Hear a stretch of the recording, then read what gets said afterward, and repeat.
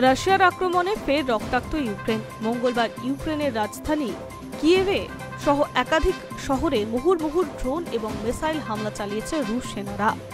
ঘটনায় এখনো পর্যন্ত 6 জনের মৃত্যুর খবর পাওয়া গিয়েছে। আহতের সংখ্যা বহু। ইউক্রেনের সেনার তরফে দাবি করা হয়েছে, শয়ে শয়ে মিসাইল, ড্রোন এবং ফাইটার জেট নিয়ে রাজধানী কিয়েভ, খার্কিভ সহ একাধিক শহরে হামলা চালিয়েছে রাশিয়া।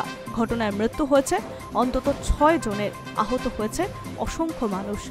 রুশ আক্রমণে ধ্বংস হয়ে গিয়েছে বহু ঘরবাড়ি। শুধু তাই নয়, একাধিক বহুতল এবং ভবনে আগুন লেগে গিয়েছে। রাতভরেই ধ্বংসযজ্ঞ চালানো হয়েছে বলে দাবি ইউক্রেনের। ইউক্রেনের প্রেসিডেন্ট জেলেন্সকি এই হামলায় কড়া নিন্দা করেছেন। তিনি এক্স হ্যান্ডেলে লিখেছেন, ফের প্রমাণ হয়ে গেল রাশিয়া যুদ্ধ বন্ধ করতে বিন্দুমাত্র আগ্রহী নয়।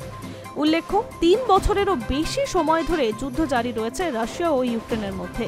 মার্কিন প্রেসিডেন্ট ডোনাল্ড ট্রাম্প এই যুদ্ধ থামাতে চেষ্টা করলেও বিশেষ সমাধানের রাস্তা বের হয়নি। দুই দেশের প্রেসিডেন্টের সঙ্গে আলাদা আলাদা বৈঠক করেন তিনি, কিন্তু তাও কোনো রফাসূত্র মেলেনি। এই পরিস্থিতিতে রুশ প্রেসিডেন্ট ভ্লাদিমির পুতিনের সঙ্গে হাঙ্গেরির বুদাপেস্টে ফের একপ্রস্থ বৈঠকে বসার কথা ছিল ট্রাম্পের, কিন্তু সম্প্রতি মার্কিন প্রেসিডেন্ট সাফ জানিয়ে দিয়েছেন তিনি সময় নষ্ট করতে চান না। তিনি বলেন, আমি একটা অর্থহীন বৈঠক করতে চাই না, নিজের সময়ও নষ্ট করতে চাই না। দেখা যাক না কি হয়। Hi news network.